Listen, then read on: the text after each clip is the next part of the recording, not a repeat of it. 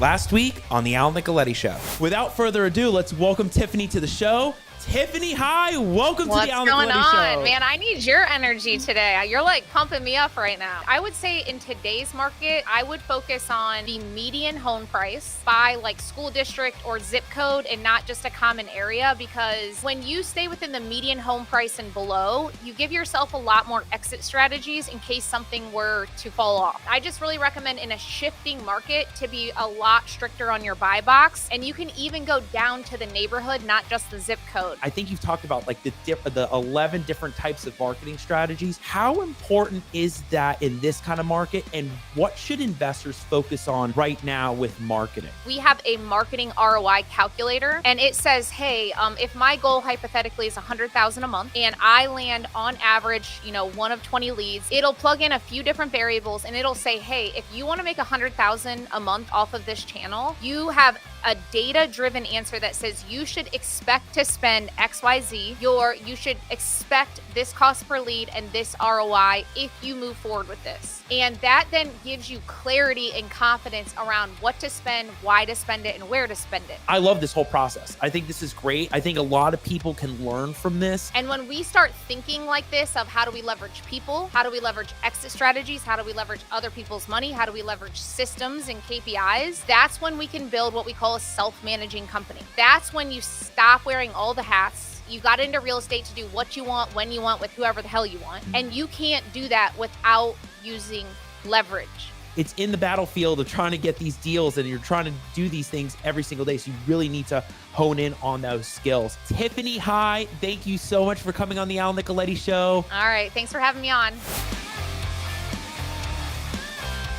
All right, everybody, we're back for another episode in the Al Nicoletti studio. Welcome back, Wednesday night live. Here we go. A great episode coming up with my guy, the man, the myth, the legend, Tim Herriage from Ternus. Killing it all over the market right now. If you want more content like the Al Nicoletti Show, scan the QR code at the top of the screen. You're going to get everything on our Linktree, our YouTube channel, Instagram, Facebook, iTunes, Spotify.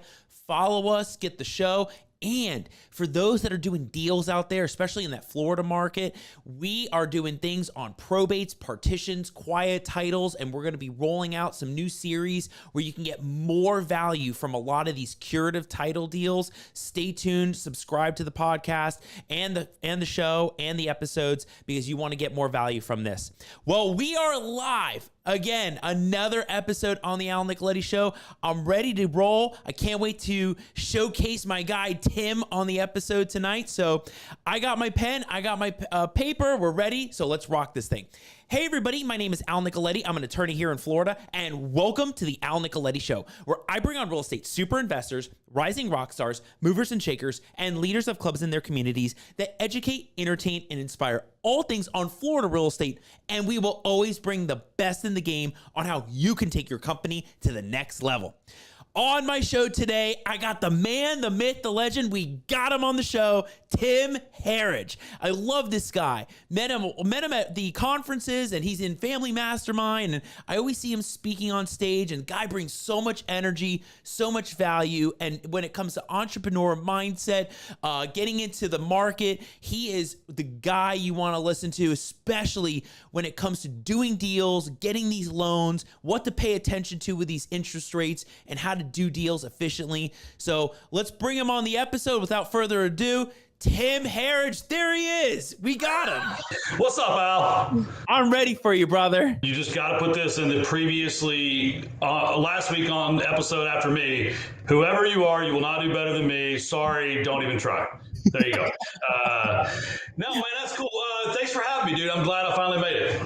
I know. I got to tell you, we've been waiting for you. I love seeing what you're doing at Ternus. It's like it went from being one state to now almost all the states. And I see with North Carolina coming into the Florida market, and knowing your strategies and knowing the way you operate, you go 400 miles an hour, and you don't stop, and you're at every event, and you're always getting the word out there. And it's great to see that no matter what kind of condition the market's in. And that's kind of where I want to start tonight, is the state of the market, where things are, especially with the Fed and the interest rates and how investors are doing right now. What's going on? What are you seeing in this market, and how can people really take a hold of what's happening? Well, the Fed recently lowered rates for the first time since December. And it's no surprise that the market went bonanzas. And then interest rates went up. and people are like, I don't get it. How do rates go up when the Fed just lowered rates? And they don't understand that, mortgage rates, specifically homeowner mortgage rates, are driven more by the 10-year rates than the overnight rates that the Fed sets. And they also don't understand that investor loans are driven more by the 5-year treasuries than the 10-year treasuries.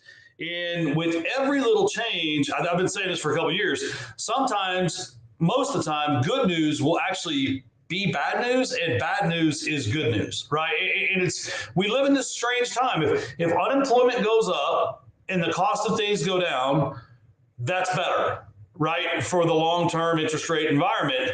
If everyone's getting paid more and houses are going up and there's plenty of jobs, that means higher interest rates, right? It's what people have to understand is the Federal Reserve they have to decide, are they setting a restrictive environment or an accommodative environment, right? And so when they lower rates, it's meant to accommodate growth. When they raise rates, it's meant to restrict growth and control inflation. So I just got super high level. I apologize for that. You asked me a loaded question, but I think rates going down at the Fed, I think late 2025, there's still a lot of wood to chop in the real estate market.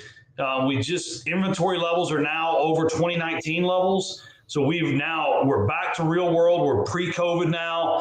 And 2019 was a healthy market, just so everybody knows. And, so it's going to be interesting to see how this winter and next spring plays out. I think it's going to be still a rough winter. And I think things really loosen up in the spring. Late spring. Got it. And so with that kind of idea of what could be coming then, understanding how to get positioned and to know how to pivot yourself to be ready for that kind of market condition is going to be huge, because should rates come down to 5 or 4.5 or whatever it is, I mean, that's going to open up a whole new sector. So, how can investors right now position themselves to be ready for that kind of market? Is it, do they just hold where they're at? Do they get marketing ready? What are you seeing right now? So let me zoom all the way out. 73% of the metros in the U.S. are down year over year with regards to value. 90-something% are up with inventory and days on the market year over year. So the challenge isn't if, it's how. So I think it's still a great time to buy. It is transitioning to a buyer's market. But we're back to the old premise of you make your money on the buy, not on the sell, right? You've got to buy deep. You've got to pursue creative acquisition strategies. You've got to find that shadow inventory, as people call it, that isn't on the mass market, because you're going to be restricted in what you sell. I mean, there's some parts of Florida, Al, that are down 14% year over year. And that's just a reality. And if you're buying a house there, whatever it comps at today, if it's going to take you 4 to 6 months to get into the market, you need to plan for that house to be worth 3 to 5% less than it is today, which doesn't mean don't buy it. It just means buy it deeper, right? Sharpen your pencil, get good at your numbers. Timelines, protracted timelines are very dangerous to fix and flippers specifically. If you're a Florida real estate investor, and I'm zooming in on Florida because I know that's where you're at, between insurance and property taxes and values, it's hard to cash flow houses in general in Florida. And if you're in one of those seacoast areas, it may be time to sell this winter when the snowbirds get fed up and they or will just buy whatever they can near the water, right? But we're seeing it across the nation. It's not just Florida. And the investors that are winning are the ones that are getting smart about seller contributions, getting smart about listing their house to be the next one to sell, and getting super smart about rehabbing to the comps, not to the HGTV teaching method.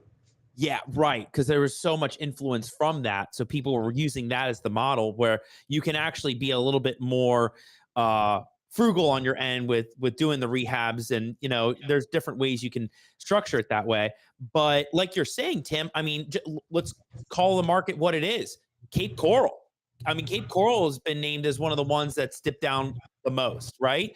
I mean, I've seen a lot of listings get cut. The prices get cut by like 25,000, 50,000. And I mean, there's still houses on market more than 100 days. I mean, it's like a lot of properties like that right now. And values are, I don't know, a lot of people on the sell side think their properties are worth so much more. People on the buy side think that they're not worth as much more. So there's that stalemate going on, right? But on your end with like the loans and like getting into these deals, like whether it's on the investor end or the retail end, what are some of the tips that you can give people with getting into this game and leveraging the loans and leveraging capital and relationships with you? Like what have you learned from what people are doing and maybe some of the mistakes people are making? The number one mistake I see people make is a lack of organization. And you don't have to be experienced to be organized. Do you have an operating agreement for your company? Is it up to date? Is it signed? I mean, you'd be amazed how many people out go on LegalZoom, and you probably wouldn't, you're an attorney. They go on LegalZoom and they pay $800, $900 or $1,000, whatever it is, and they incorporate, but they never finish the operating agreement. And if they do finish it, they downloaded it, they never looked at it, and they never signed it. And you're like, and they sent it to me asking for a loan. You're just like, nah, gotta know who has permission to do things at your company, right? Like for me to loan your company money. Bank statements. You ask people for their bank statements and they go on their iPhone and screenshot it and send it to you. And you're like, that's not a bank statement. That's a picture. So, just getting organized, using Dropbox, Google Drive, OneDrive, ShareFile, any of that. We see people have gotten behind on some of their credit cards and their auto payments. And although we don't have a minimum credit score requirement on our fix and flip loans, if you're wanting to build a rental portfolio, there's absolutely a minimum credit score requirement. And sometimes 5 points of your FICO, the difference between a 710 and a 7 or a 715 and a 720 can save you a quarter point on your loan. So I think, that's the second mistake is people don't take care of their credit, their background, their past, their track record. And oftentimes, you can spend a couple $1,000s with an attorney and save yourself $50,000 of increased interest expense and all that if you just take care of business. And then the other is people are still, oh my gosh, the comps they submit when they want to buy a house. It's like, those aren't comps, man. Like, I mean, you skipped over the 3 in the neighborhood and you went 1.5 miles down the road to pick a house that on the dollar per square foot basis makes yours worth what it needs to be. And it's like, I mean, that's cute, but no. So, just being realistic, setting rehab budgets based off of your comps versus, what worked in 2021 and 2022, in 2020 and 2021, where you could way over rehab the house and people would buy it without an appraisal contingency and all that. Like, those days are gone. You actually have to be a good executor to win in this market. Yeah. And I think even in this market, because it's so tough, relationships matter the most. Building the relationships, having deep relationships and connections, like with people like Tim, right? Like having those connections is super important. Tim, what would you say are your top 2 tips for really building those relationships now with people so that you have this endless capital and flow of being able to do deals and build your rental portfolio and do different kinds of things? So I know the exact two to say. Normally I have to kind of make things up when I get asked a question like that. So number one, above all things, is lead with value. If you only meet people for what you need and you never hear what they need, you probably get this too. I can't tell you how many times a month someone reaches out to me on social media or finds my email address and I'd like to pick your brain. I'd like to buy you a cup of coffee. Let's grab lunch so I can pick your brain. And I have this little saying, it's I have lunch money. And what it means is I don't need you to buy my lunch. I don't need you to buy my coffee. If you call and say, hey, I've got a couple loans I could refer to Ternus, is there any way we could hop on the call? Hey, you got me. And I may not even be on the call, but I may start the call, bring in my sales guy, and then get off the call. But the point is, now, every time I hear Al Nicoletti's name, Al's someone that helped me. Al's someone that gave me something. Al could follow up the next week, even if I didn't attend the call, even if I put him off on a sales guy. The next week, Al sends an email, says, hey, can we hop on a 5-minute call? He doesn't have to say what he needs help with. Even if he says, I have some questions about lending or real estate investing, I'm so much more likely to hop on that call and turn 5 minutes into 50 minutes because our relationship started with him giving me something, not him asking me for something, right? So that's kind of number one. And number two is just be authentic and truthful. The whole fake it till you make it thing, I don't think as many people do it nowadays as used to, but it's just so off-putting to someone that's actually experienced and authentic and truthful. Because I hate to tell you, we can see your BS a mile and a half away. And all it tells a guy like me is don't do business with that guy. He's a liar. And if he's going to lie about this, he's going to lie about something else. And so just be authentic. One of the best, on that note, one of the best compliments I ever got, in 2013, I started a company with Blackstone, and we're up in this Park Avenue, boardroom on the 43rd floor overlooking Central Park. And they're saying stuff that I have no idea what it means. I mean, they're throwing around all these, Wall Street acronyms, MOIC and da-da-da-da-da. And I'm just a guy that raises my hand like, hey, I don't know what that is. And if I'm going to be in this conversation, can you explain that to me? I don't get it. Because every time I do that, half the people around the table probably have the same question. And they see that I'm a real dude. I'm not having a conversation about shit I don't understand. I'm going to tell you time out. Tell me what you're talking about.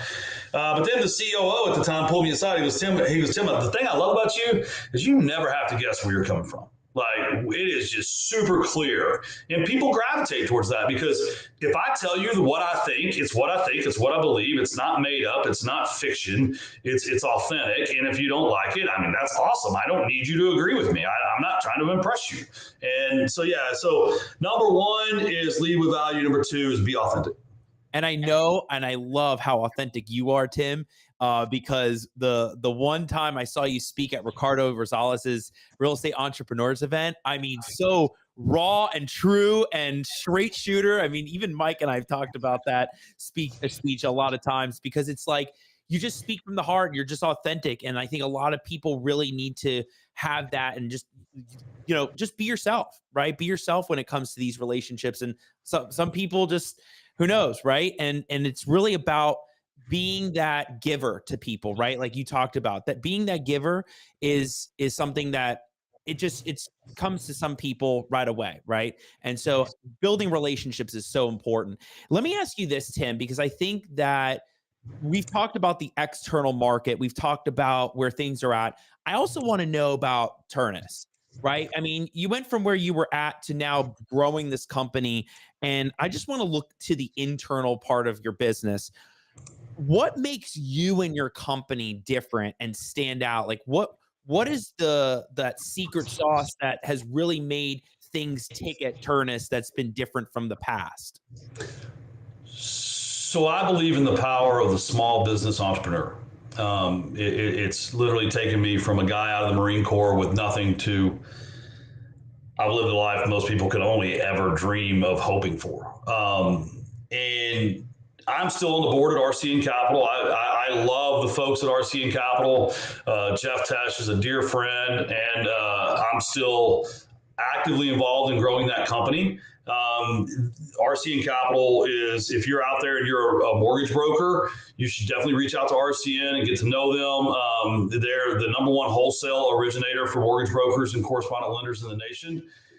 And I'm a correspondent lender for RCN. Half the loans I do at Ternus go to RCN. Like it's that connected. RCN is servicing my loans for me, right? So it's still very connected. But what happened, Al, is I really only have a 2 to 3 year shelf life at anything I do. After that, we're done building it. Time to go build something else. And I'd been there for a couple years, and I reread Simon Sinek's book, Start With Why. And the first time I read it in paper, it was all about me and my why and trying to figure out my why and my why and my why. But when I listened to it on Audible in March of 2023, it was speaking to me as a business owner about understanding your customer's why. Understanding, like, why is this person on the phone with you? What do they really want? They don't want legal advice, right? They don't. They want to buy a house, right? They don't want legal advice. They need to understand how to navigate a probate deal so they can go make money, right? Like David Olds, our friend, says it really well. It's like, keep them focused on the 50 grand they're trying to make, not the 2 grand they need to give you, right? It's kind of that type of thing. So at Ternus, the word Ternus is Latin for threefold. It's based off the golden triangle principle that Simon Sinek teaches, where I broke down the 3 core reasons everyone gets into real estate investing. So number one, they want to make money. Typically, this industry attracts someone that just maybe they're limited in their education or their background, but they see this as a way to flip houses, wholesale houses, make some money. But then every one of them, after they do that, what do they want next? They want to build a rental portfolio. Why do they want to build a rental portfolio? They want to build a rental portfolio so they can get passive income and cash flow, right? So that's kind of pillar number 2. So number 1 is make money. Number 2 is passive income and cash flow. But then what I find is the people of us that are in this really long term, we do it to build a legacy. We do it because real estate's the only way that makes sense of how we become millionaires. And, you know, and we want our kids to have a better life than us. We want our family to have a better life than us. We want to leave them something meaningful. And so the third pillar is legacy. And so if you actually look at the triangle on my logo, 1 stands for make money, 1 stands for cash flow, and 1 stands for legacy. So it's a triangle made up of triangles. Ternus is Latin for threefold, because if we keep our customers' why at the center of everything we do and how we talk to them and how we help them and how we work with them, then the conversation becomes less about rates and fees and all that, and more about, can you help me accomplish my vision? So that's why I started Ternus, because after I had that idea in May of 2023, I talked to my wife about it once, Al, and then I bought a $15,000 URL on GoDaddy, and she got the text message on the Amex, and she's like, honey, what did you spend $15,000 on at Amex? I'm like, oh, that idea I told you about. She's like, holy crap. You know, because at this time, I'm still the executive director of RCN, right? And I actually didn't form the company for another 3 months when we incorporated. So, and so the long-term vision, just to wrap a bow on that, is that we become the largest customer-owned hard money company in the nation. In 2013, I helped Blackstone get started in the business and kind of took Main Street, which I was familiar with, and handed it to Wall Street. And now in the hard money space, almost all the loans available are Wall Street-backed loans. And what we're trying to do is we loan our own money. We loan our customers money. So we have over 200 shareholders. You can go online at Ternus at ternus.com/invest, and you can buy $1,000 worth of stock. You don't have to be an accredited investor. It's a crowdfunding campaign. And we're seeing fun momentum in that. And when you have your own money and you're not tied to Wall Street's needs and you're tied to the needs of the customer, it completes the trifecta where we can actually stay true to our vision and mission and not make it about profit, more about serving the community. I love that, Tim. It's all about the customer and what their why is, and helping them serve and helping them grow. And I really love that you're taking that approach. And that was the big foundation and idea behind the company. And it's really taken off. I mean, I remember you did a post, had to be at the end of last year, that in just 1 year, you guys like basically just double, triple, quadrupled the whole business, right? I mean, I don't remember what that number was, but it was huge. It was like you started out small and then all of a sudden now you got a whole team. Yeah. So, advice for entrepreneurs out there, right? You have to have a real good plan and a real good model. And I plan to grow this organization to where we're doing 500, 600, 700 loans a month. We'll end up having 150, 200 people. But you start with one in January of 2024, and that one is me. And I had to draft my own employment agreement because it's not enough to create a company. Someone's got to work there. Someone has to be the president, that kind of thing. And so the first 3 loans I closed myself. I was the loan officer, the underwriter, the processor. I had to call the attorney for the documents and all that. And I was building out a process and procedure. And then once I kind of knew how I wanted sales to go, I hired a salesperson. And then once I kind of knew how I wanted underwriting and processing to go, I hired one of those. And then once I kind of figured out how I wanted other things to go, and it was all planned though. And so the fun part is, Al, it took me 12 months, all of 2024, to do my first 100 loans. We did our second 100 loans in the following 6 months. And when we close the books on September next week, we'll have done our third 100 loans in 3 months. Wow. And then the first 45 days of Q4, we will do 100 loans. And by the time we get to January, we'll be doing 100 loans a month. So in 2 years, and so this month alone, we'll cross our 300th loan mark. We'll cross our 50 million deployed mark, and we'll cross the $20 million in assets under management mark. And the funny thing is, this time next year, every one of those numbers will be 500% more than they are today. That's the plan. I have to say it like that because we're actively raising securities and there are no guarantees, et cetera, et cetera. You're an attorney. You could probably write the disclaimer for me. But yeah, I mean, it's like if you just maintain the base case growth, the historical growth pattern, we'll be at 1,520 loans this time next year if we just keep doing what we're doing. And so then I'm hiring people today for December's volume because that's where business owners mess up. They ramp up too fast and they don't hire the personnel first, and then they get the business in the door. Then they can't fulfill the business. Then you have poor customer satisfaction. You have waste in energy and effort. You have employee burnout. I was telling my team this morning, Al, I said, look, you got to give quotes, but you don't have to accept the application. Right. So if I quote you and you send me the application, now it's time to read it and think about it. Right. Did the guy mark he's a felony? Did he mark that he has active judgments? Did he give me his bank accounts like I asked him to? And does he barely have enough money or not enough money to do the deal? Right. And because mathematically, if I need to close 50 loans next month, if I let 100 files into processing and only 50% of them close, I close 50. But my team wasted their energy on 50 files. Right. If I let 83 files into processing and close 60% of them, I close 50 loans. If I let 71 files into processing and close 70% of them, I close 50 loans. But the 71, my team didn't have to work on 30 files. Mm-hmm. So if I have the same team that does that, my customers experience better service. My team is more fulfilled. They don't feel like they're wasting their time on things that don't move the needle for them or the company. And so that's just the whole thing that is fun about scaling a business. Sometimes less is more, or the equivalent to more. And from all of what you're saying, Tim, the thing that keeps going through my mind is it always starts with you, right? The leadership.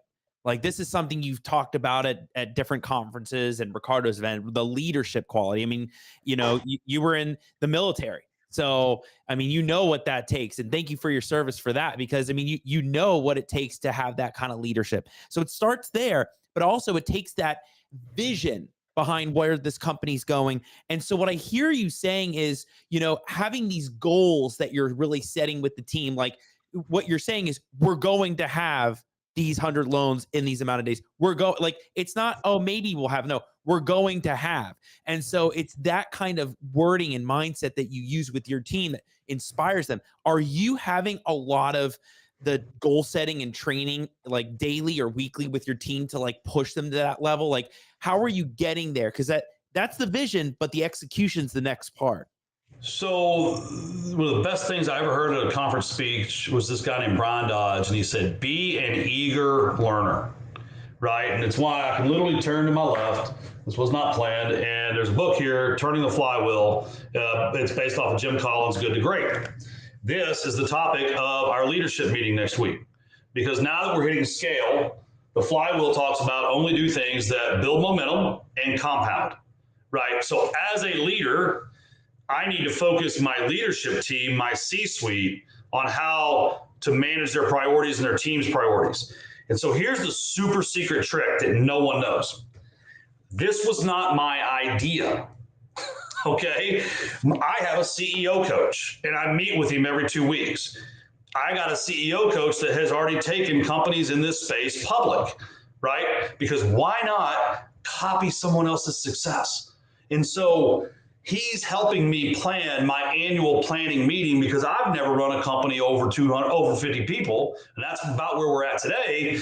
He's run a company with like 3,000 people. So why not, like, what do I need to do, Jeff? And then do it, right? And so it starts with understanding, the Google says this best, no one knows everything and everyone knows something, right? And so the minute you think you've got it all figured out, the world will show you you are wrong. So I have a CEO coach. And the CEO coach, every other week, we get together. He tells me what we're going to talk about. He doesn't sit there for an hour like, hey, how you doing? Tell me what you need. Like, he's got a plan. He knows where we're at in our growth trajectory.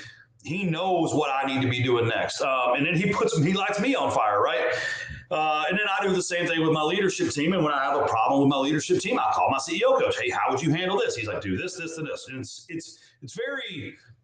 like, I'm not a genius. I just really understand the concept of learning from other people's mistakes. It's a military philosophy. It's why we do after action reports, right? Like, what happened? What did we plan to happen? How can we make that not happen again? So that's number one. Number two, I have a life coach.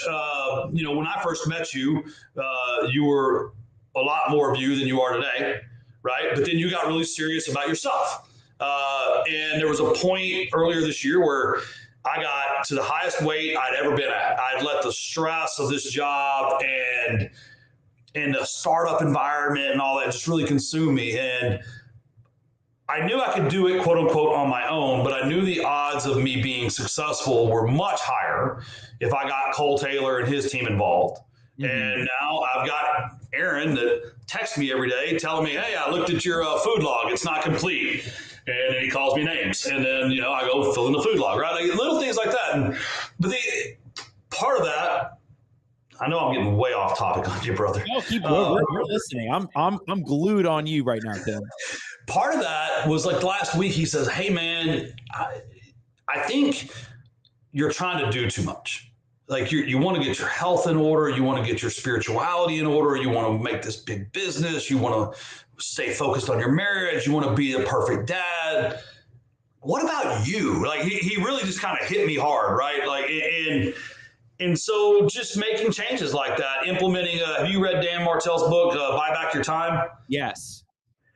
So implementing that, and then realizing that our current office coordinator that was trying to be an executive assistant for all of us was stretched so thin that she couldn't really help me protect my time. So, like, I went to a 7-day retreat in July, came back, put a job rec out there after I read the book. And next week, Megan starts, and Megan is going to be 100% focused on Tim Herriage and buying back my time and putting me in the genius zone and making it where, Tim, I noticed you didn't have time to work out today. Or are you going to put time, that kind of stuff. Because as a leader, I am, back to your original question, I knew I was going somewhere with this. As a leader, I tend to fall on the sword for everyone else. I am addicted to chaos, as Dan Martell's book says. And it's often hard to let the other people make the decisions or the choices or even suffer the consequences when you feel like you already know the answer or you can help them prevent that. So a lot of it's just always working on the discipline of delegation, on the discipline of proactive communication, and always staying focused on the fact that if the leader of the ship, kills himself getting there, there's no leader of the ship. So you got to take care of yourself first. Man, I don't know about you all out there watching, but I'm fired up just from listening to Tim talk about this. I mean, this is the kind of thing that you can watch on a loop. I talk about loops from the beginning. We're going to put this on loop. I mean, because you can learn just so much from others and what they're going through and what they are trying to achieve in their business and life.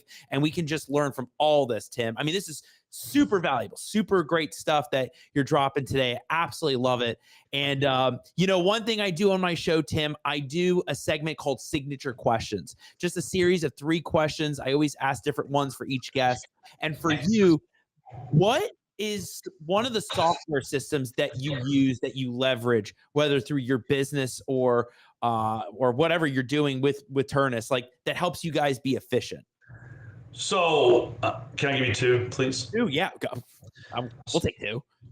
So number 1 is ChatGPT, but not the way everyone else uses it. I had a situation with a broker yesterday that got escalated to me. The team felt like they were committing a little bit of fraud or not being forthright, etc. And so I took all the communication that had been forwarded to me and I loaded it in. And then I loaded in my core values and I loaded in my mission, vision, purpose statement. And I said, be objective here. Looking at all of this, what's the right decision for the company? And because I felt like I knew what I should do, but was it coming from the right place? Was I trying to defend someone that I don't need to defend? Was I trying to get volume because we need to close more loans? You really have to. So I use it a lot of times just to help me think, right? And not to write my emails for me, right? Not to come up with marketing copy. I pay people for that, right? I use it because I'm an information gatherer and digester, and sometimes it's just too much. Sometimes I'll tell it not to agree with me, and I'll say, I've read these 4 articles. I'm feeling like we're going here. Tell me where I could be wrong, right? And then 2 seconds later, the thing comes back and says, well, I think you're missing this, you're missing this, you're missing this. And then I'm like, I think you're wrong. And I'll argue with it. And then it helps me educate myself at really a warp speed. And it does help me with my communication because I'll type like this really angry email. And then I'll say, now make that professional, like a CEO should communicate. And then also I'll load my brand style guide, my brand voice guide in there, because I really want to make sure that I'm speaking to the team and the customers the right way. But I'll tell it not to change the context, right? And so then it helps me with that. So that's kind of number 1. I use ChatGPT probably 80 times a day. It's like always open. And then number 2 is Salesforce. I think a lot of people spend a lot of money on CRMs, specifically developing them. It's just so unnecessary. I mean, there's a reason Salesforce is a whatever billion-dollar company. They've got the CRM business nailed, and it integrates with everything with like a click of a button, right? And it's super easy to set up, especially if you just have a normal business that creates leads, opportunities, close one, follow-up task, and all that. Like, it's just, and the reason that we use Salesforce, and we have like, I don't know, 100 licenses, is when I exit my business, Salesforce is seen as a stable platform that any buyer in the world of my business, when it's worth a couple $100 million, is going to say, oh, Salesforce, right? Like it's not, ooh, I designed this super secret Podio thing that we've customized and it may freaking break one day, right? It's like, no, we're on Salesforce. We're stable. So Salesforce is definitely Salesforce and ChatGPT are definitely the tools that I couldn't live without. Hey, those are great options out there, right? I mean, there's different ways to use it, and that's crazy. You're using it almost 80 times a day. I mean, it must be one of the useful tools for you out there, right? It's something that you need to have. Tim, also, you're big on social media. How are you leveraging social media for your business? So a vast majority of our deals come from social media. I resist a lot of the standard social media practices, like, Pat Hilton, he does my social media and he puts these reels out there with the silly captions and the images, and I cringe. I hate it. And I keep telling him I hate it, but it's like what works. But I like to get on there every now and then. I think, the other day I did a 6-minute video on kind of market update. I just like to be authentic on there, and I like to share and try to help people. I guess we leverage it by being present. But for me, it's a way to connect with people. It's a way to stay in touch with my friends, because I'm one of those. And by the way, if you don't have friends like this, if you don't have friends in your corner cheering you on, that will send you text messages instead of DMs saying, dude, saw your update, amazing, great job, proud of you, or whatever, like, get different friends. Because the other day, I put this post, and I'm not going to sit here and share my phone. Like, I was getting text messages at night, like, hey, dude, thanks for sharing that. I needed to hear that, right? Like, hey, dude, you're crying, that kind of stuff. Get friends that celebrate your successes and don't secretly wish for your failure. Yeah, hear you right there, brother. Great advice for people out there. And like you're saying, when it comes to social media, you just be authentic with your videos too. I know sometimes some people just take it way over the top, and obviously social media's just changed over time, and there's different things that are popular. But I believe in that authentic video, like you said, just sitting down for 6 minutes. Sometimes that's the best one. That's the one that hits the most, right? And then Tim, lastly, you seem like you read a lot of books. You may have the one that you love the most next to you, but favorite book currently right now? Currently right now? Yes. No More Mr. Nice Guy. No More Mr. Have you read it? No, I have not. So this book is about people that have trouble saying no. And I think a lot of us entrepreneurs are that way. And it really talks about, it's kind of a psychology book. It talks about, it was recommended by my therapist, because I have PTSD from the military, so it's just one of those things I do. And he's like, Tim, you're just saying yes to too many people, dude. Like, and then you're building up like this secret animosity towards them, or you're angry, or you're adding stress that you don't need. So I think I'm on chapter 10 of it right now. It's a great book, because you're kind of like, every chapter you're like, oh, that's what I do. Oh, okay. It's kind of like in Dan Martell's book, the concept of allowing people to come in and drop their monkeys off on your back. Right? And if you let people continue to come into your office all day and drop their monkeys off, before you know it, you got a freaking petting zoo in your office. So it's kind of like, it's along that line, like practical ways to say no in a loving, caring way in your life and in your business. So as the guy that wants to be the savior, as the guy that, it's a real curse, man. Like, almost every problem they come up with, I'm like, I know what to do. It's like, yeah. And so you do it, and then you do it, and then you do it, and then you do it. And before you know it, number one, you didn't do anything that you planned to do that day. And number two, you're just exhausted mentally, physically, emotionally, spiritually, because you've been doing for others all day. So that's the one book that I'm reading right now that I really enjoy.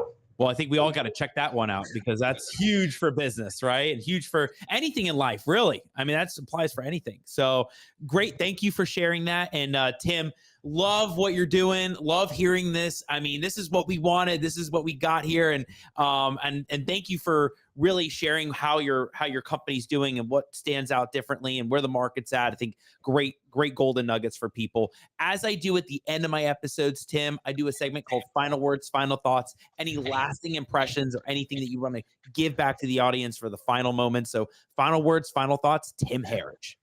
So General George Patton has a quote that I am just a super big fan of, because I run some large companies. I still have over 8 companies. I'm on boards.